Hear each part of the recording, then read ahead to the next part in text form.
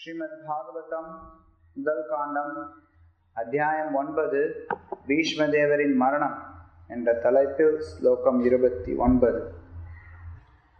தர்மம் பிரபததஸ்தஸ்ய சகால பிரத்யுபஸ்திதஹ யோ யோகினஸ்சந்த மிருத்யோ வாஞ்சிதஸ்தூதராயணஹ.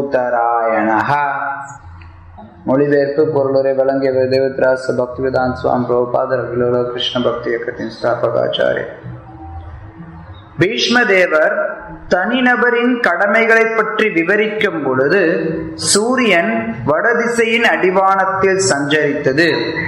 இது தங்கள் விருப்பப்படி உயிரைவிடும் யோகிகளால் விரும்பப்படும் நேரமாகும். பொருளுரை: பக்குவமடைந்த யோகிகள் தங்கள் விருப்பப்படி பொருத்தமான ஒரு நேரத்தில் ஜட உடலை விட்டு அவர்கள் விரும்பிய ஒரு கிரகத்திற்கு செல்கின்றனர். பகவத்கீதையில் பின்வருமாறு கூறப்படுகிறது: தங்களது விருப்பத்தை பரமபுருஷரின் விருப்பத்துடன் இணைத்துக் கொண்ட தன்னுணர்வு பெற்ற ஆத்மாக்களினால் அக்னி தேவன் ஆதிக்கம் செலுத்தும் காலத்தில் சூரியன் வடக்கு திசையின் அடிவானத்தில் சஞ்சரிக்கும் பொழுது அவர்களுடைய ஜட உடல்களை உகுத்து ஆன்மீக வானத்தை அடைகின்றனர். இந்த நேரம் உயிரை விடுவதற்கு ஏற்ற நேரம் என்று வேதங்களில் கூறப்படுகிறது. பக்குவமடைந்த யோகிகள் இந்த நேரத்தை நன்கு பயன்படுத்திக் கொள்கின்றனர். விரும்பிய நேரத்தில் உடலை விடும் மனப்பக்குவத்தை அடைவதே யோகத்தின் பூரணத்துவமாகும். யோகிகளால் வாகனங்களின் உதவி இல்லாமலேயே மிக குறைந்த நேரத்திற்குள் எந்த கிரகத்திற்கும் சென்றுவிட முடியும். மிக உயர்ந்த கிரக அமைப்பிற்கு கூட யோகிகளால் மிக குறுகிய நேரத்தில் சென்று விட முடியும். பௌதிகவாதிகளுக்கு இது சாத்தியமல்ல. மிக உயர்ந்த கிரகத்திற்கு செல்ல ஒருவேளை அவர்கள் முயன்றால் மணிக்கு லட்சக்கணக்கான மைல்கள் வேகத்தில் சென்றாலும் அது அவர்களுக்கு லட்சக்கணக்கான ஆண்டுகள் பிடிக்கும். இது வேறுபட்ட ஒரு விஞ்ஞானமாகும். இதை பயன்படுத்திக் கொள்ளும் கலையை பீஷ்மதேவர் நன்கு அறிந்திருந்தார். ஜட உடலை உகுப்பதற்கு பொருத்தமான நேரத்திற்காக அவர் காத்திருந்தார். அவரது பேரன்களான பாண்டவர்களுக்கு உபதேசித்துக் கொண்டிருந்த வேளையில் பொன்னான அந்த நேரமும் வந்தது. இவ்வாறாக பரமபுருஷரான ஸ்ரீகிருஷ்ணர் புண்ணிய புருஷர்களாகிய பாண்டவர்கள் மற்றும் பகவான் வியாசரை தலைமையாக கொண்ட மாமுனிவர்கள் முதலான எல்லா மகாத்மாக்களின் முன்னிலையிலும் உயிரை விட அவர் தயாரானார்.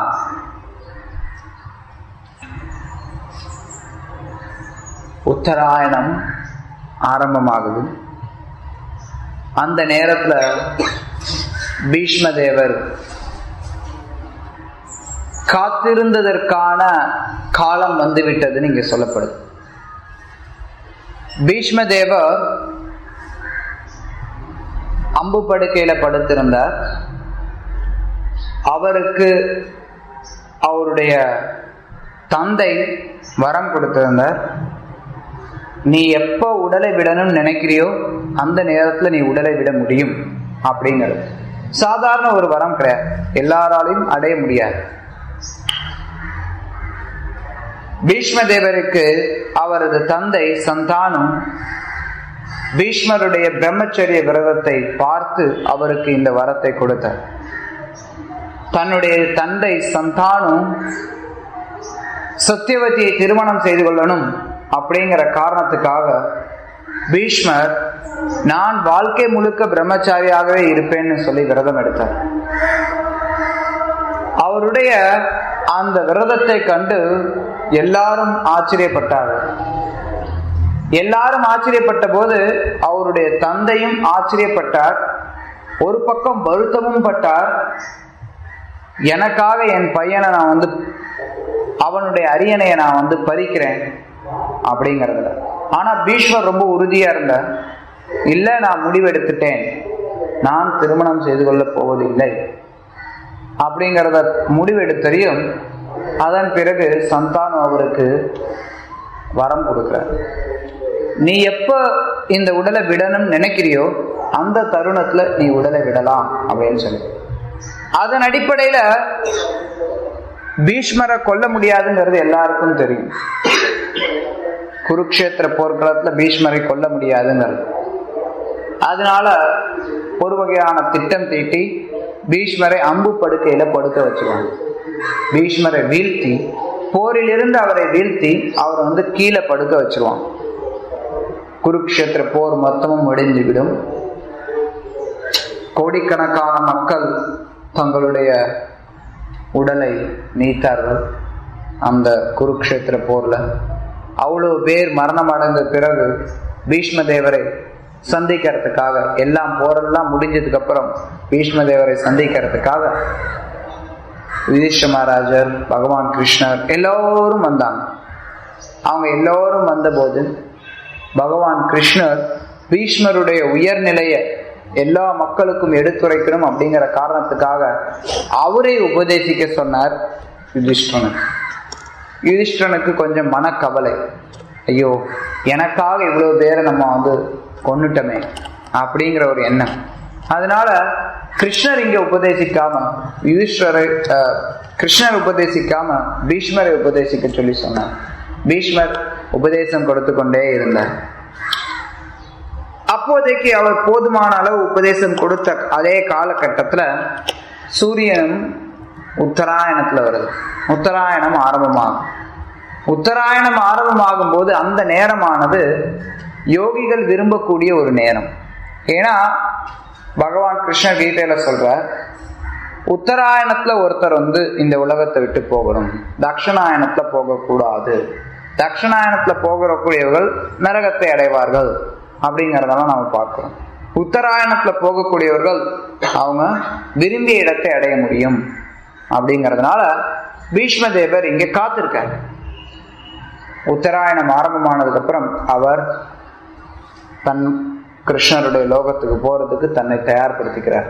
அவர் நினைக்கிறார் நேரம் வந்துடுச்சு அப்படின்னு தான் உபதேசம் கொடுக்கக்கூடியது நிறுத்த போறார். இப்ப ஒரு விஷயம் யோசிக்கலாம், அந்த காலத்துல இருந்த யோகிகளுடைய திறமை எப்படிப்பட்டது அப்படிங்க. யோகிகள் அப்படின்னா யார் ஒருத்தர் தான் விரும்பிய நேரத்துல உடலை விடக்கூடிய தகுதி இருக்கோ அத்தகைய நபர்கள் தான் யோகிகள். சும்மா யோகிகள்னு சொல்லிட்டு நிறைய பேரு எந்த ஒரு தகுதியுமே இல்லாம இன்னைக்கு இருக்காங்க. உண்மையில சொல்ல போனோம்னா இந்த காலகட்டத்துல யோகத்தை பயிற்சி பண்றதுங்கிறது சாத்தியமே இல்லாத ஒரு விஷயம். யோக பயிற்சி அப்படிங்கிறது தற்போதைய சூழ்நிலைக்கு ஒத்து வரக்கூடியது கிடையாது. இன்னைக்கு நிறைய இடங்கள்ல பார்த்தீங்கன்னா நாங்களும் யோகா சொல்லித்தரோம் அப்படின்னு சொல்லி நிறைய பேர் சும்மா ஏதோ ஒரு உடற்பயிற்சிகளை சொல்லித்தராங்க. அது உடலுக்கு நல்ல ஓரளவுக்கு ஆரோக்கியத்தை கொடுக்கலாம். ஆனா எந்த விதத்திலையும் அந்த யோக பயிற்சிகள் மக்களுக்கு உண்மையான பலனை கொடுக்காது. இந்த யோக பயிற்சிகள் எல்லாம் நம்ம கொஞ்சம் ஆழமா பார்த்தோம்னா ஒரு மனிதனை அவன் எப்படி உடலை விடுறது அப்படிங்கிறதுக்கு தயார்படுத்தக்கூடியதுதான் யோக பயிற்சிகள். நம்ம அன்னைக்கு கூட பேசிட்டு இருந்தோம், வாழ்க்கையினுடைய வெற்றி அப்படிங்கிறது ஒருத்தன் எந்த அளவுக்கு இன்பமா எந்த அளவுக்கு சந்தோஷமா வாழ்றான் அப்படிங்கிறத பொறுத்து கிடையாது. ஒருத்தன் எந்த அளவுக்கு வெற்றிகரமா சாகுறான் அப்படிங்கிறத பொறுத்து தான் அவனுடைய வாழ்க்கை வெற்றியா தோல்வியாங்கிறது வேத கலாச்சாரத்துல முடிவு செய்யப்படும். அதுதான் இங்க பார்க்கிறோம். பீஷ்ம தேவர் அவர் தன்னுடைய வாழ்க்கையை முடிக்கிறதுக்கு தயாரா இருக்கார். அவருடைய வாழ்க்கை வெற்றிகரமானது அமைது. ஒருத்தர் நிச்சயமா வாழ்க்கை வாழும்போது சில விஷயங்களை அனுசரித்து செல்ல வேண்டியது அவசியம். இருந்தாலும் அவருடைய குறிக்கோள், நம்ம வாழும்போது நம்மளுடைய குறிக்கோளானது நம்ம எப்படி மரணத்தை சந்திக்கிறது, அதுக்கு தான் நம்ம எப்பவுமே நம்ம தயார் பண்ணிட்டே இருக்கணும். இப்ப பள்ளிக்கூடத்துக்கு போய் குழந்தைங்கள்லாம் பாடம் படிக்கிறாங்க. பாடம் படிக்கும்போது அவங்களுக்கு தினசரி வீட்டு பாடம் கொடுப்பாங்க. தினசரி அவங்க பள்ளிக்கூடத்துல உட்காந்து வாத்தியார் சொல்றத கேட்கணும். தினசரி பல காரியங்கள் அவங்க செஞ்சுட்டே இருக்கணும். ஆனா அது எல்லாம் எதுக்காக? தினசரி பள்ளிக்கூடத்துல போய் படிக்கிறாங்க. அதெல்லாம் எப்ப அவங்களுடைய பயிற்சிங்கிறது எப்ப ஒரு முடிவுக்கு வரும், அல்லது எப்ப எதுக்காக அவங்க தயார் பண்றாங்க தங்கள் எதுக்கு? தினசரி எதுக்கு பள்ளிக்கூடம் போறாங்க? நீ பள்ளிக்கூடம் போறியா? தினமும் பள்ளிக்கூடம் போறியா? கடைசியில உனக்கு என்ன வேணும்? பள்ளிக்கூடம் போய் என்ன நீ பண்ண போற? எத்தனாவது படிக்கிறப்ப சொல்லு. எத்தனாவது படிக்கிறேன்? எந்த வகுப்பு போற? 3வது படிக்கிறேன். உனக்கு பரீட்சையெல்லாம் முடிஞ்சிருதா? 3ஆம் வகுப்பு முழுசா படிக்கிறோம். அது எங்க முடியுது? பரீட்சையில இருந்து முடியுது. நம்ம 3ஆம் வகுப்பு முழுக்க படிக்கும் போது கிட்டத்தட்ட 1 வருஷம் நம்ம படிக்கிறோம், 10 மாசமாவது படிக்கிறோம். சரியா? 10 மாசம் தினமும் பள்ளிக்கூடத்துக்கு நம்ம போகும்போது நம்மளுடைய கவனம் எல்லாமே நம்மளை முழுவாண்டு தேர்வுக்கு தயார் பண்றதுல தான் இருக்கு. சரியா? அப்ப முழுவாண்டு தேர்வுல தேர்ச்சி பெறும்போதுதான் அது தேர்ச்சி.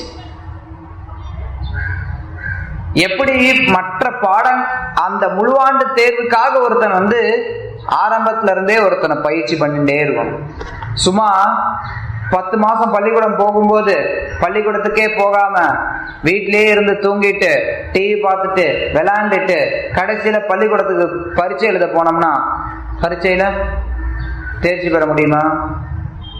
இல்லையா? பரீட்சையில நம்ம அவ்வளவுதான், மறுபடி அதே வகுப்புலே இருக்க வேண்டியதுதான். பரீட்சையில தேர்ச்சி பெற முடியாது. அதே மாதிரி நம்மளுடைய வாழ்க்கை அப்படிங்கிறது நம்மளுடைய வாழ்க்கையினுடைய இறுதியா நமக்கு வரக்கூடிய பரீட்சை. அந்த பரீட்சைக்கு நம்மளை தயார் பண்ணிக்கணும். அப்பதான் நம்மளால அந்த பரீட்சையை ஒழுங்கா சந்திக்க முடியும்.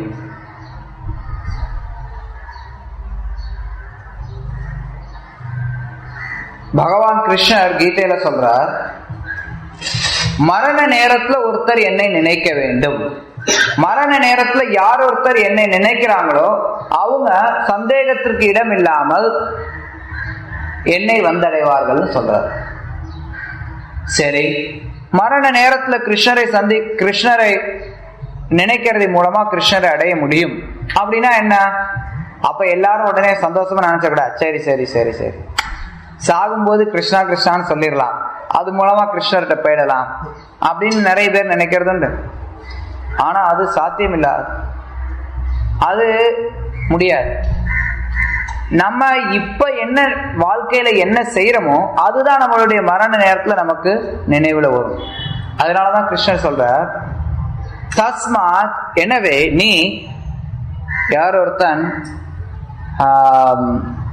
முறையா என்னை மரண நேரத்துல நினைக்கணும்னு நினைக்கிறானோ அத்தகைய நபர், அதுக்காக எனவே சர்வேஷு காலேஷு எல்லா காலங்களிலும் சர்வ காலங்களிலும் மா மனுஷ்மர யுத்தியச்ச என்னை நினைத்து கொண்டு யுத்தம் செய். அர்ஜுனனுக்கு யுத்தம் செய்யன்னு சொல்ற, நமக்கு நம்மளுடைய கடமைகளை செய்ய நம்ம எடுத்துக்கலாம். நம்மளுடைய செயல்களை, நம்மளுடைய அன்றாட செயல்களை கிருஷ்ணரை நினைத்த வண்ணம் நம்ம செய்யணும். எப்பவுமே நம்ம கிருஷ்ணரை நினைச்சுட்டு இருக்கணும். நம்மளுடைய வாழ்க்கையை அதற்கு தகுந்த மாதிரி நம்ம தயார் செய்யணும். எப்ப நம்ம நம்மளுடைய வாழ்க்கையை அதற்கு தகுந்த மாதிரி தயார் செய்யறோமோ அப்ப நம்ம இறுதியா வரக்கூடிய பரீட்சையில நம்ம தேர்ச்சி பெற முடியும். இல்லைன்னா அந்த பரீட்சையில நம்ம கோட்டை விட்டுருவோம். அதனாலதான் நம்ம சொல்றோம், வாழ்க்கையினுடைய பக்குவம் அப்படிங்கிறது மரண நேரத்துல ஒருத்தருடைய மனநிலையை பொறுத்து இருக்கு. நம்ம இன்னைக்கு செய்யக்கூடிய ஒவ்வொரு செயலும் நம்மளை மரண நேரத்துக்காக நம்ம தயார்படுத்தி கொள்ள வேண்டும். அது அவசியம். அதுக்காக நம்ம ஒவ்வொன்றையும் தெள்ள தெளிவா செய்யணும். இன்னைக்கு கிருஷ்ண பக்தியில சில பிரபுபாதருடைய கருணையினால நமக்கு மிகப்பெரிய வாய்ப்பு கிடைச்சிருக்கு. இந்த ஹரே கிருஷ்ண கிருஷ்ண கிருஷ்ண ஹரே ஹரே, ஹரே ராம ராம ராம ஹரே ஹரே, இந்த மகா மந்திரத்தை உச்சரிக்கிறதுக்காகவும் வைஷ்ணவருடைய சங்கம் எடுத்துக்கிறதுக்கும் நமக்கு சில பிரபுபாதருடைய கருணையினால வாய்ப்பு கிடைச்சிருக்கு. இந்த வாய்ப்பை நம்ம முறையா பயன்படுத்தி கொள்ள வேண்டும். நம்ம சொல்லக்கூடாது, சரி நான் இன்னும் கொஞ்சம் வருஷம் கழிச்சு கிருஷ்ணரை பார்த்துக்கிறேன், சாகுற நேரத்துல கிருஷ்ணரை பார்த்துக்கிறேன் அப்படின்னு சொல்லி நம்மளுடைய காலத்தை கடத்தக்கூடாது. நம்ம அப்படியே காலத்தை வீணடிக்கிறதுங்கிறது ரொம்ப ரொம்ப மோசமானது. எது வேணாலும் கிடைக்கும், எப்படி வேணாலும் வாங்கலாம். ஒரு விஷயத்தை நம்ம இழந்துட்டோம் அப்படின்னா அந்த விஷயத்தை மறுபடியும் நம்மளால பெற முடியும். பொதுவா ஒரு பொருள் இருக்கு, இந்த செல்போன் இங்க இருக்கு, இந்த செல்போன் தொலைஞ்சு போச்சுன்னா நம்ம இன்னொரு செல்போன் வாங்கலாம். இந்த ரெக்கார்டர் இங்க இருக்கு, இது தொலைஞ்சு போச்சுன்னா இன்னொரு ரெக்கார்டர் வாங்கலாம். இந்த மைக் இங்க இருக்கு, இது தொலைஞ்சு போச்சுன்னா இன்னொரு மைக் வாங்கலாம். ₹1,00,000 தொலைஞ்சு போனாலும் மறுபடியும் நம்ம ₹1,00,000 சம்பாதிக்கலாம். ஆனா காலம் அப்படிங்கிறது போயிடுச்சுன்னா அதை எவ்வளவு கோடி கொடுத்தாலும் ஒரு நொடியை கூட திரும்பி வாங்க முடியாது. காலம் யாருக்காகவும் காத்திருக்காது. எப்போ ஒருத்தருக்கு மரணம் வரும் அப்படிங்கிறது யாராலையுமே சொல்ல முடியாது. நம்ம பீஷ்மரை போல நமக்கு எல்லாருக்கும் வரம் கிடையாதே. பீஷ்மருக்கு வரம் இருந்தது. அவர் எப்ப நினைக்கிறாரோ அப்போதைக்கு அவர் மரணம் அடையலாம் அப்படின்னு. நமக்கு அந்த மாதிரி வரம் இருக்கா? கிடையாது. அதனால நமக்கு எப்ப வேணாலும் மரணம் வரலாம். நம்ம நினைக்கலாம், நான் இப்ப இளைஞனா இருக்கேன், எனக்கு வயசு 18, எனக்கு வயசு 25, எனக்கு வயசு 30, இல்ல எனக்கு வயசு 10, எனக்கு என்ன கவலை, நான் எதுக்கு இப்ப கிருஷ்ணரை பத்தி நினைக்கணும் அப்படின்னு. ஆனா அது அறிவுள்ள பழக்கம் கிடையாது. நம்ம கொஞ்சம் புத்திசாலிகளா இருந்தோம் அப்படின்னா யோசிச்சு பார்க்கலாம், நான் என்னுடைய வாழ்க்கையை வீணடிக்க கூடாதுன்னு. மரணத்துக்காக நம்ம தயார் செய்ய வேண்டும். மரணம் எந்த க்ஷணம் வேணாலும் வரலாம். எந்த க்ஷணம் வேணாலும் வரக்கூடிய அந்த மரணத்துக்காக நம்மளுடைய வாழ்க்கையை இப்போதே தயார் செய்ய வேண்டும். என்றைக்கும் நம்ம காலத்தை தாழ்த்தக்கூடாது. உதாரணமா நம்ம ஹரே கிருஷ்ண மகாமந்திரத்தை தினமும் ஜெபம் பண்றோம். ஸ்ரீல பிரபுபாதருடைய புத்தகங்களை படிக்கிறோம். பகவானுக்கு அர்ப்பணிக்கப்பட்ட பிரசாதத்தை எடுத்துக்கொள்றோம். பகவானுக்காக சேவைகளை செய்யறோம். எத்தனையோ செயல்களை செய்யறோம். ஆனா நமக்கு என்ன வேணா ஒரு சோம்பேறித்தனம் இருக்கும். பக்தி தொண்டுலையும் பக்தி தொண்டுல நம்ம வந்தா கூட அதுல ஒரு சில சோம்பேறித்தனமானது நம்ம எல்லாரையும் அப்படியே பிடிச்சி இழுத்து வச்சுன்றோம்.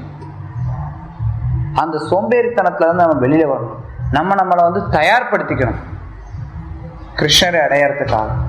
கிருஷ்ணர் அடையறதுக்காக நம்ம தயார்படுத்திக்கல அப்படின்னா மரணம் வரும்போது நாம என்ன நினைப்போம் நமக்கே தெரியாது.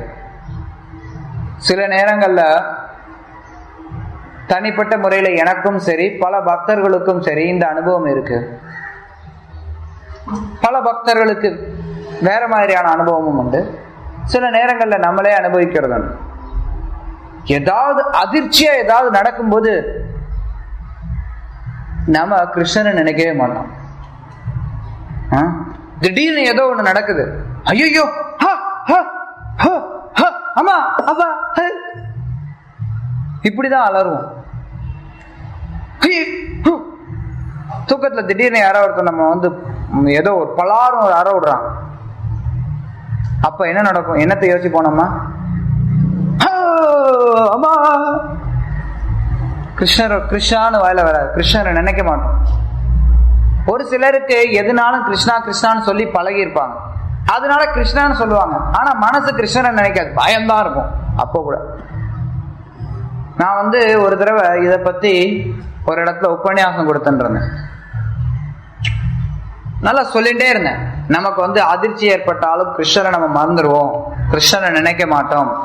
ஏதாவது ஒரு அதிர்ச்சி ஏற்பட்டாலும் நம்ம கிருஷ்ணனை நினைக்கிறதுக்கு பழகி கொள்ள வேண்டும் அப்படின்னு நான் சொல்லி கொடுத்துட்டு இருந்தேன். ஒரு 10-15 நிமிஷம் அதை பத்தியே நான் பேசிட்டு இருந்தேன். ஆனா பாருங்க, இப்ப நடைமுறையில என்ன நடக்க போகுதுன்னு சொல்லிட்டு பக்கத்துல ஒரு சின்ன பையன் உட்காந்துருந்தான். ஒரு சின்ன பையனா ஒரு 12 வயசு 13 வயசு. அவனுக்கு முதுகுல ஒரு பொத்துன்னு ஒரு அடி போட்டேன். ஓ பிரபு, என்ன அடிக்கிறீங்க? அவன் கிருஷ்ணனை நினைக்கவே இல்லையே. அப்பதான் சொல்லிட்டு இருந்தேன், எந்த அதிர்ச்சி வந்தாலும் கிருஷ்ணனை நினைக்கணும்பான்னு.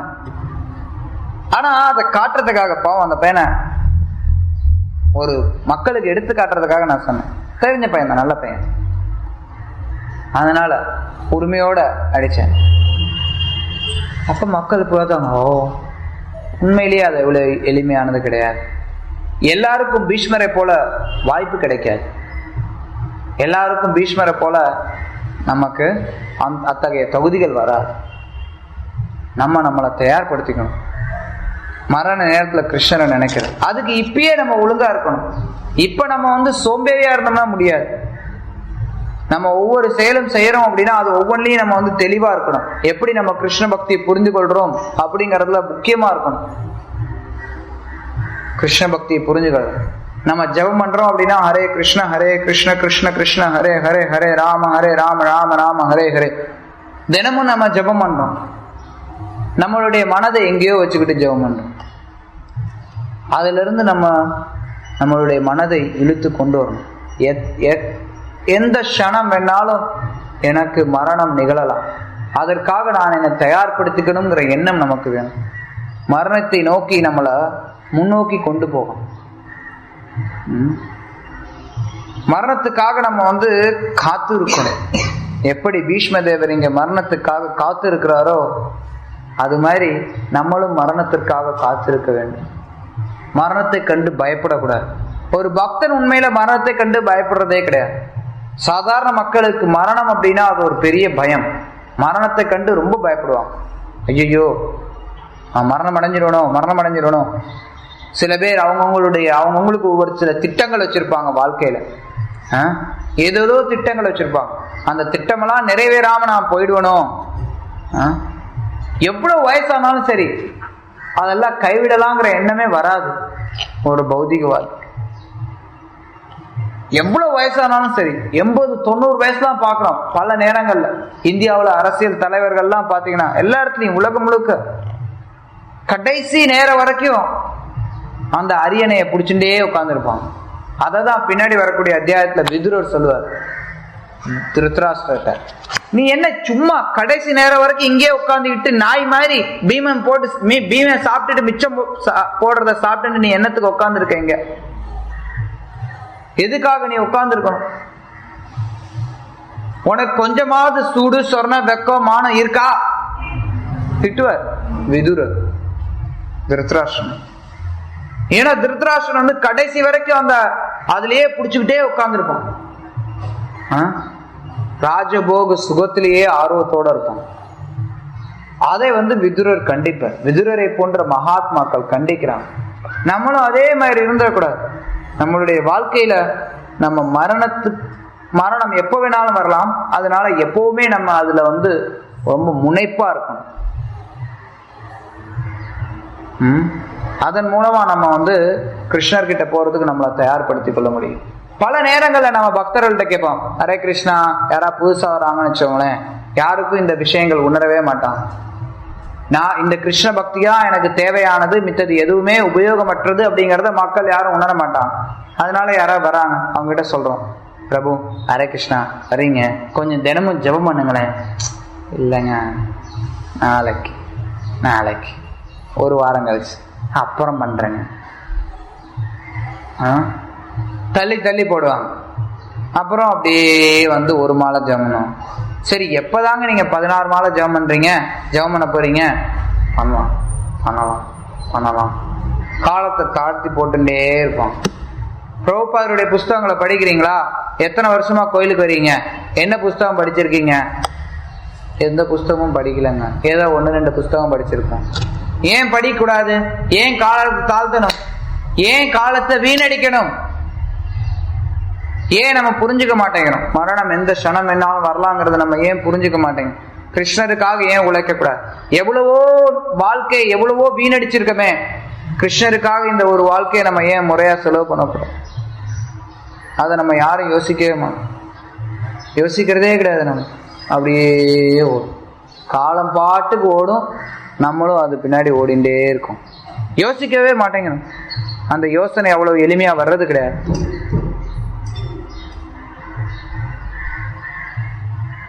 பல நேரங்கள்ல நம்ம மயங்கிடுறோம். Hare Krishna something problem. ஹரே கிருஷ்ணா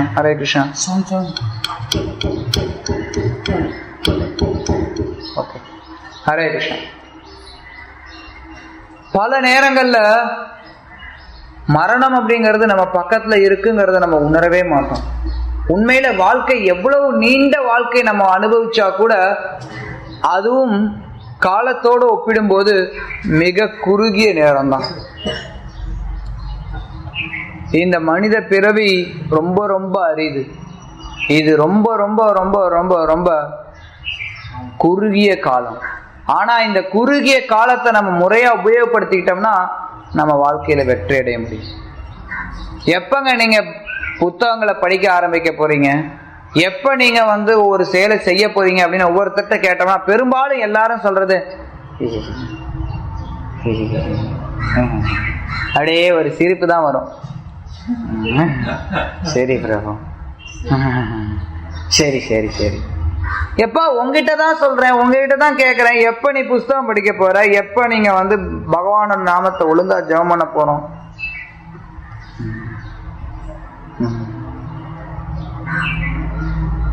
புன்னகையை மட்டும் நிறைய பேர் பதிலா கொடுக்கறத நம்ம பார்க்கிறோம். ஆனா உண்மையில நம்மளும் மற்றவங்களும் நம்மையும் தயார்படுத்திக்கணும். ஜெபம் பண்ணும்போது ரொம்ப கவனமா ஜெபம் பண்றது, புத்தகம் படிக்கும்போது ரொம்ப கவனமா புத்தகங்களை படிக்கிறது, நம்மளுடைய வாழ்க்கையில எந்த அளவுக்கு நம்மளால அதிகமா கிருஷ்ணருக்கு சேவை பண்ண முடியுமோ அந்த அளவுக்கு அதிகமா கிருஷ்ணருக்கு சேவை பண்றது, நம்மளுடைய புலனின்பங்கள் எல்லாம் கைவிடுறது, இது மாதிரி பல விஷயங்கள்ல நம்ம கவனம் செலுத்தணும். அத்தகைய அது மாதிரி கவனம் செலுத்துறதுனாலதான் நம்ம கிருஷ்ணரை நோக்கி விரைவா செல்ல முடியும். இல்லைன்னா இந்த ஜட உலக வாழ்க்கையிலேயே சிக்குண்டு தவிப்போம். ஹரே கிருஷ்ணன். ஏதாவது கேள்விகள் இருந்தால் கேட்கலாம்.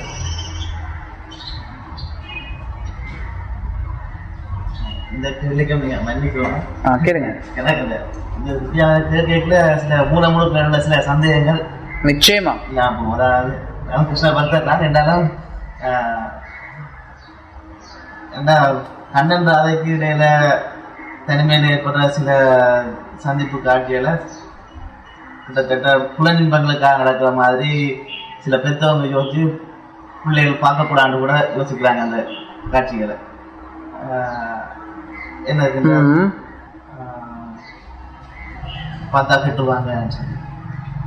கிருஷ்ணருக்கும் ராதைக்கும் இடையில இருக்கக்கூடிய காட்சிகள் திரைப்படங்கள்ல காட்டுறாங்களா?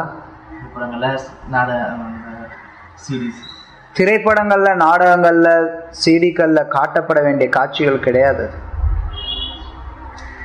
கிருஷ்ணருக்கும் கோபியர்களுக்கும் நடுவில், ராதைன்னு நீங்க குறிப்பா சொன்னீங்க, நான் கோபியர்கள்னு பொதுவா சொல்றேன். ராதை எப்படி பார்த்தாலும் கிருஷ்ணருக்கும் ராதைக்கும் இடையில இருக்கக்கூடிய உறவு ஆன்மீக வாழ்க்கையினுடைய மிக உயர்ந்த உன்னதமான அன்பு பரிமாற்றம். அத சாதாரண ஜீவன்களால புரிந்து கொள்ள முடியாது. முக்தி பெற்ற ஜீவன்களே தடுமாறுவாங்க அதை புரிந்து கொள்றது. கிருஷ்ணருக்கும் ராதைக்கும் இடையில இருக்கக்கூடிய உறவுதான் ஆன்மீக ஆனந்தத்தினுடைய சிகரம், ஆன்மீக ஆனந்தத்தினுடைய பரிபக்குவ நிலை. அதுதான். ஆனா சாதாரண மக்களுக்கு அது புரியாது. சாதாரண மக்களால் அதை புரிந்து கொள்ள முடியாது. அவங்களுடைய கண்ணோட்டத்துல அவங்களுக்கு தெரிஞ்சது எல்லாமே புலன் என்பன் தான். அவங்களுக்கு தெரியாது மிக உயர்ந்த ஆன்மீக விஷயங்கள்லயும் மாதுரிய ரசம் இருக்கு, அங்கேயும் காதலன் காதலிக்கு இடையே உறவுகள் இருக்கு அப்படிங்கிறது பொதுவா மக்களுக்கு புரியாது. அத்தகைய மக்கள் கிருஷ்ண லீலைகளை அணுகிறதுக்கு தகுதி இல்லாதவர்கள். நிச்சயமா அவங்களுக்கு தகுதி கிடையாது. யார் கிருஷ்ணருடைய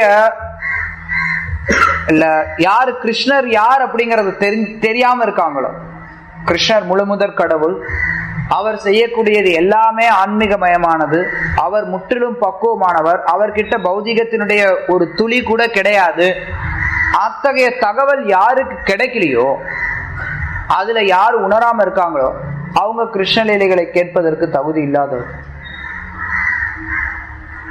குறிப்பா கிருஷ்ணருக்கும் கோபியர்களுக்கும் இடையில இருக்கக்கூடிய லீலைகள் கேட்கறதுக்கு அவங்களுக்கு தகுதி கிடையாது.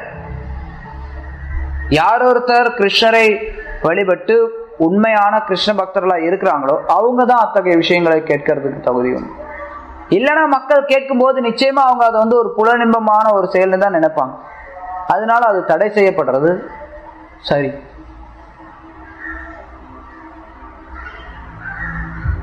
கிருஷ்ணருக்கும் கோபியர்களுக்கும் இடையிலான விஷயங்கள் ஸ்ரீமத் பாகவதத்துல 10வது காண்டத்துல கொடுக்கப்பட்டிருக்கு. 10வது காண்டத்தை அணுகுவதற்கு முன்பாடி ஒருத்தர் 9 காண்டங்களை படிச்சுட்டு தான் 10வது காண்டத்தை அணுகணும். எடுத்தரையும் கிருஷ்ண லீலைகளார தாவக்கூடாது. கிருஷ்ண லீலைகள் இன்பமயமானவை. அதையும் குறிப்பா கோபியர்களுடனான கிருஷ்ணனுடைய லீலைகளுக்குள்ளார எடுத்தரையும் ஒருத்தரால தாவ முடியாது. அது சாத்தியம் இல்லை. அத்தகைய விஷயங்களை படம் போட்டு மக்களுக்கு, பொதுமக்களுக்கு காட்டுறது அப்படிங்கிறதும் முறையான செயலும் கிடையாது. ஸ்ரீல பிரபுபாதர் நம்மளுடைய ஆச்சாரியர், அவர் இதுல ரொம்ப கவனமா இருந்தார். மக்கள் கிருஷ்ணலீலைகளை முறையா புரிந்து கொள்ள வேண்டும் அப்படிங்கிறது. ஸ்ரீல பிரபுபாதர் நம்மளுடைய பத்திரிகையில வரும்போது, பொதுமக்களுக்கு விநியோகம் பண்ணும்போது அவர் சொன்னார், ராதாகிருஷ்ணருடைய அந்தரங்கமான லீலைகள்லாம் இதுல போடக்கூடாதுன்னு சொன்னார். ஏன்? மக்களால தவறா புரிந்து கொள்வாங்க, மக்களால ஒழுங்கா புரிந்து கொள்ள முடியாது. ஆனா ஒரு பக்தனானவன், அவனுடைய குறிக்கோள் ராதாகிருஷ்ணருடைய லீலையில அவங்களுக்கு நான் ஏதாவது சேவை பண்ண முடியுமா அப்படிங்கிறது தான். அதுதான் ஒரு பக்தன் உயர்ந்த குறிக்கோள், மிக உயர்ந்த குறிக்கோள். ராதாகிருஷ்ணருடைய லீலையில எனக்கு ஏதாவது ஒரு சேவை கிடைக்குமா, சின்ன சேவை கிடைக்குமா? ராதை கிருஷ்ணருக்கு போடக்கூடிய மலர் மாலையில அந்த மாலைய கோக்கிறதுக்கு எனக்கு சேவை கிடைக்குமா, இல்ல அந்த பூக்களை பறிக்கிறதுக்கு எனக்கு சேவை கிடைக்குமா அப்படின்னு சொல்லி உயர்ந்த பக்தர்கள்லாம் நினைக்கிறாங்க, காத்திருக்காங்க. அப்ப நமக்கெல்லாம் அதுக்கான தகுதியில கிடையாது. அதனால பொதுவா அது பிரபலமா எல்லாருக்கும் தெரியப்படுத்துறதுக்கா வேண்டிய உறவுகள் கிடையாது. அது தவிர அதை எப்படி நம்ம புரிந்து கொள்றது அப்படிங்கிறது அது ஒரு பெரிய விஷயம். அது ரொம்ப பெரிய விஷயம்.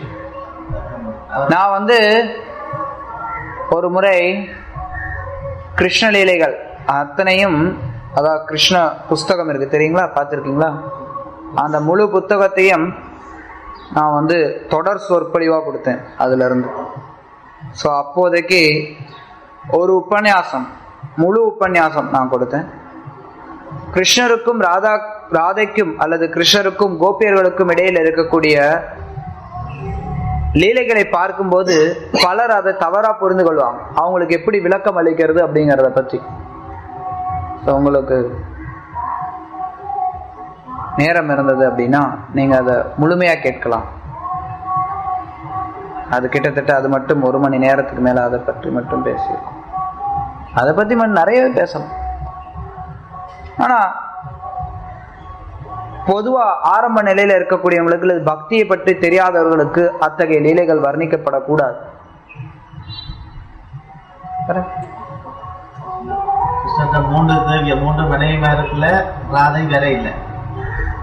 கிருஷ்ணருக்கு மொத்தம் 16,108 மனைவியர்கள், 3 மனைவியர்கள் கிடையாது. கிருஷ்ணர் விருந்தாவனத்துல இருந்த போது அவருக்கு திருமணம் ஆக கிடையாது. கிருஷ்ணர் துவாரகைக்கு போய் திருமணம் செய்து கொண்டார். துவாரகையில அவருக்கு 16,108 மனைவியர்கள். விருந்தாவனத்துல அவருக்கு காதலியர்கள் தான் உண்டு. விருந்தாவனத்துல இருந்தபோது அவர் ஒரு 10 வயது சிறுவனாக இருந்தார். ஆனால் கிருஷ்ணர் மேல அன்பு செலுத்தினாங்க நிறைய பேர். கிருஷ்ணரோடு நடனம் ஆடுவாங்க, கிருஷ்ணருக்காக மலர் மாலைகளை தொடுத்து கொடுப்பாங்க, கிருஷ்ணரோடு அவங்க விளையாடுவாங்க. அவங்களுடைய அன்பு அதுதான், அது மிக உயர்ந்த அன்பு. அங்க விருந்தாவனத்திலையும் ஆயிரக்கணக்கான கோபியர்கள். அதுல ஸ்ரீமதி ராதாராணி மிக உயர்ந்தவன், முக்கியமானவன். 3 மனைவியர் கிடையாது கிருஷ்ணருக்கு 16,108 மனைவியர்கள் துவாரகையில. பிருந்தாவனத்துல ஆயிரக்கணக்கான காதலியர்கள், கோபியர்கள். அவங்க எல்லாரும் கிருஷ்ணர் மேல அன்பு செலுத்தினாங்க. அதுதான் மிக உயர்ந்த பக்குவம். எல்லாரும் ஆசைப்படுறது. போக போக புரிந்து கொடி. இப்ப உங்களால புரிஞ்சுக்க முடியாது. கலியுகத்துல எல்லாரும்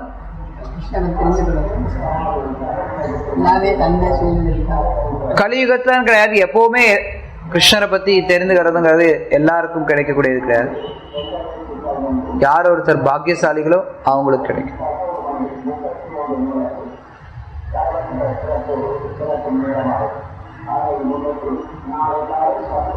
இந்த கர்ம வினைப்படிதான் எங்களோட வாழ்க்கை ஒன்றும் அமைக்கப்படுது. ஆமா. அது கிருஷ்ணர் சொல்லியிருக்காரு. உதாரணமா திரௌபதியின் 5 மகன்களும் கொல்லப்பட்ட நேரம் கூட திரௌபதி கிருஷ்ணர பரம பக்தை. ஆனா அவருக்கு கூட கிருஷ்ணர் சொல்றார், இது அவங்களோட வினைக்கு ஏற்ற மாதிரி நான் அமைச்ச விதி இது என்று சொல்றாரு. ஆனா அதே நேரத்துல என்னட்ட சரணடைக்க நான் உங்களை எல்லா பாவங்கள்ல இருந்து உங்களை முடிவுன்னு சொல்றாரு. நிச்சயமா. அப்ப ரெண்டும் ஒரு முரண்பாடான விஷயமா இருக்கு. முரண்பாடே கிடையாது. நம்ம எப்ப கிருஷ்ணர்கிட்ட 100% சரணடைகிறோமோ அப்ப நம்மளுடைய கர்ம வினைகள் எதுவுமே நம்ம கிட்ட கிடையாது. கிருஷ்ணர் கீதையில சொல்றார், சர்வ தர்மான் பரித்யஜ்ய மாமேகம் சரணம் விரஜ அகம் துவாம் சர்வ பாப்பேபியோ மோக்ஷயிஷ்யாமி மா சுச்ச. சர்வ பாப்பேபியோ கிருஷ்ணர் சொல்றார், எல்லா விதமான பாவங்கள்ல இருந்து நான் உன்னை விடுவிக்கிறேன். அப்புறம் எங்க இருந்து கர்ம வினை வந்தது? கிடையாது. யார் ஒருத்தர் கிருஷ்ணருடைய தூய பக்தர்களோ தூய்மை அடைந்து விட்டார்களோ அவங்களுக்கு கர்மாவே கிடையாது. சரி, அப்புறம் எப்படி நம்ம புரிஞ்சுக்கிறது? யுதிஷ்ட மகாராஜ் கஷ்டப்படுறார், திரௌபதி கஷ்டப்படுறாங்க, குந்தி கஷ்டப்படுறாங்க, இவங்கெல்லாம் தூய பக்தர்கள் தானே, அவங்களுக்கு ஏன் துன்பங்கள் வருது? கர்ம வினை பிரகாரம் துன்பம் வருதா அப்படின்னா உண்மையில கர்ம வினை பிரகாரம் துன்பம் வர்றது கிடையாது. அது கிருஷ்ணருடைய ஏற்பாடு. கிருஷ்ணருடைய ஏற்பாடு. கிருஷ்ணருடைய சொந்த குழந்தைங்களுக்கே துன்பம் வருது. கிருஷ்ணருடைய பேரன் அனிருத்தன். அனிருத்தனை பானாசுரன் சிறை பிடிச்சிருவான். கிருஷ்ணருடைய சொந்த பேரன், அவனுக்கே துன்பம் வருது. ஏன் வருது? சுதாமா வந்து அவரோட பரம பக்தன். சுதாமா அது தனக்கு பிடிச்ச ஒரு அரிசியை கூட கிருஷ்ணனுக்கு அப்படி ஏற்படுத்திடுறாரு. அவரே சரியா துன்பப்பட்டு தான். ஆமா, அவர் ஏன் துன்பப்படுறார்? உண்மையில அவங்களுக்கு துன்பமே கிடையாது. அது துன்பமே கிடையாது. அத்தகைய துன்பங்கள் கிருஷ்ண பக்தர்கள் படக்கூடிய துன்பம் மாதிரி நமக்கு தெரியுது பாத்தீங்களா? அது உண்மையில துன்பமே கிடையாது. அது வந்து கிருஷ்ணருடைய சொந்த ஏற்பாடு. அது கிருஷ்ணர் அந்த பக்தர்களை அப்படி வைக்கணும்னு அவர் பிரியப்படுறார். அவங்க கிருஷ்ணர்கிட்ட முழுமையா சரணடைஞ்சிருக்காங்க. அவங்க என்றைக்குமே கிருஷ்ணர்கிட்ட போய் கம்ப்ளைண்ட் பண்ண போறது கிடையாது, குறை சொல்ல போறது கிடையாது. கிருஷ்ணா என்ன நீ இப்படி வச்சிருக்கிய, நான் அவன் பக்தன் ஆச்சே, என்ன ஏன் நீ இப்படி கஷ்டப்படுத்துற அப்படின்னு எவன் ஒருத்தன் கேட்கிறானோ அவன் பக்தனே கிடையாது. பக்தன் அப்படின்னா சரணடைஞ்சவன். சரணடைஞ்சவன் அப்படின்னா எல்லா சூழ்நிலையிலையும் பகவானை சார்ந்து இருக்கக்கூடியவன். நீ சரணடைஞ்சிட்ட, அதுக்கப்புறம் நீ எங்க இருந்து நீ எப்படி பகவான் வைக்கிறாளோ அது மாதிரி நீ இருக்கிற, அவ்வளவுதான். அங்க கர்ம வினையெல்லாம் கிடையாது. பகவான் முற்றிலும் பொறுப்பெடுத்துக்கிறார். அங்க கர்ம வினைகளே கிடையாது. அது பகவான் சாக்ஷாத் அவருடைய விருப்பத்தின் பிரகாரம் ஜீவன்களை அவர் அந்த மாதிரி ஒரு சிலரை அப்படி வைக்கிறார். பகவான் நினைச்சா ஒருத்தரை பணக்காரனாகவும் வைப்பார், அவரே நினைச்சா ஒருத்தனை பரம ஏழையாகவும் வைப்பார். ஏன் கிருஷ்ணர் திடீர்னு சுதாமாவுக்கு பணத்தை கொடுத்து அவர் அவ்வளவு பெரிய கோடீஸ்வரன் ஆக்கணும்? ஏன் அவர் அவ்வளவு வருஷம் அவர் வந்து துன்பத்துல வச்சிருக்கணும்? ரெண்டையுமே சுதாமர் சமமாகத்தான் பாவித்தார். சுதாமரை பொறுத்தளவு அவர் வந்து செல்வ செழிப்புகளுக்கு மத்தியில இருந்தாலும் சரி, எந்த ஒரு பணமும் இல்லாம எது அன்றாட உணவுக்கே தவித்து கொண்டிருந்தாலும் சரி, அவருடைய பாவம் ஒரே மாதிரி தான் இருந்தது. அவர் எப்பவுமே கிருஷ்ணரை நினைத்து கொண்டுதான் இருந்தார். அவங்களுடைய பக்தி எந்த விதத்திலையும் மாற்றம் பெறது கிடையாது. யுதிஷ்ட மகாராஜர் அவர் காட்டுல வசிச்சாலும் சரி, நாட்டுக்கு மிகப்பெரிய ராஜாவா இருந்தாலும் சரி, அவருடைய பாவம் எந்த விதத்திலையும் மாற்றமே கிடையாது. அது எல்லாமே கிருஷ்ணருடைய ஏற்பாட்டுல. கிருஷ்ணர் ஒவ்வொன்றுக்கும் ஒவ்வொரு காரணம் வைத்திருப்பார். அவர் ஏதோ காரணம் இல்லாம செய்யறது கிடையாது. ஒவ்வொரு லீலைகளையும் நம்ம நோக்கும் போது ஒவ்வொன்றுக்கும் ஒவ்வொரு காரணம் இருக்கும். எல்லாத்துக்கும் ஒரே காரணம்னு சொல்ல முடியாது. ஏன் கிருஷ்ணர் சுதாமரை வந்து ஏழையா வச்சார்? ஏன் கிருஷ்ணர் திரௌபதியோட பையங்களை வந்து கொல்ல வச்சார்? ஒவ்வொன்றுக்கும் ஒவ்வொரு காரணம் இருக்கும். ஆனா எல்லாத்துக்கும் பொதுவான காரணம்னா ஒரே காரணம், அது கிருஷ்ணருடைய விருப்பம். சரணடைந்த ஜீவன்கள் அப்படின்னா அவங்க கிருஷ்ணருடைய முழு கட்டுப்பாட்டுல இருக்காங்க. அங்க கர்மாவும் கிடையாது, அங்க அவங்களுடைய சொந்த விருப்பமும் கிடையாது. சாதாரண மக்களால் அதை புரிந்து கொள்ள முடியாது. ஏன் சரணடைஞ்சவங்களுக்கு ஏன் துன்பம் வருது? சாதாரண மக்களால புரிந்து கொள்ள முடியாது. பாண்டவர்கள் எப்பவுமே தூய பக்தர்கள் தானே, அவங்களுக்கு ஏன் எவ்வளவு கஷ்டம் வந்தது? கிருஷ்ணருடைய ஏற்பாடு. அங்க ஒரு காட்சி வருது. இப்ப சுதாமாக்கு பாத பூசை செய்யற நேரம் காலில் தச்ச முள்ளுகளை எடுக்கிற நேரம் கிருஷ்ணர் அழுகிறார், கண்ணீர் விட்டு அழுகிறார். அது பக்தனுக்குள்ளார அவர் இருக்கக்கூடிய அன்பு பரிமாற்றம். கிருஷ்ணர் தன்னுடைய பக்தன் கிட்ட ஒரு உறவை பரிமாறிக்கொள்றான். பல நேரங்கள் அது ஒன்று. நேற்று கூட நம்ம பேசியிருந்தோம். நேற்று காலையில் நீங்க வரல? நேற்று காலையில அதற்கு முன்னாடி பேசி கொண்டிருந்தோம். நம்ம சீதை காணலை அப்படிங்கும்போது ராமர் கண்ணீர் விட்டு அழுகுறார், தேம்பி தேம்பி அழுகுறார். ஏன் அழுகுறார்? அது சீதைக்கும் ராமருக்கும் இடையில இருக்கக்கூடிய அன்பு பரிமாற்றம். அங்க பௌதிகமே கிடையாது. ஏன் கிருஷ்ணரே அவர் தான் எல்லாத்தையும் பண்றார், அவர் ஏன் அழ வைக்கணும்? அவர் ஏன் சீத்தையை கடத்த வைக்கணும்? அப்புறம் ஏன் அவர் அழுவணும்? அதே மாதிரிதான் இதுவும். அவர் ஏன் அவரோட காலில் முள்ளு குத்த வைக்கணும்? அவர் ஏன் அதை எடுக்கணும்? அவர் ஏன் அதை எடுக்கும்போது அழுவணும்? அதுதான் பக்தனுக்கும் பகவானுக்கும் இடையில இருக்கக்கூடிய உறவு. புரிந்துக்கிறது கொஞ்சம் கஷ்டமா இருக்கலாம் உங்களுக்கு ஆரம்ப நிலையில. போக போக புரிஞ்சுப்பீங்க. இதெல்லாம் ரொம்ப நெருக்கமான உறவுகள். அங்க பக்தன் என்றைக்குமே நீதானே கிருஷ்ணா என் காலில் முள்ளு குத்த வச்சேன்னு கேட்க போறது கிடையாது. அது மாதிரி எந்த ஒரு பக்தரும் கேட்கறத நம்ம பார்க்கவே கிடையாது. வேற கேள்விகள்?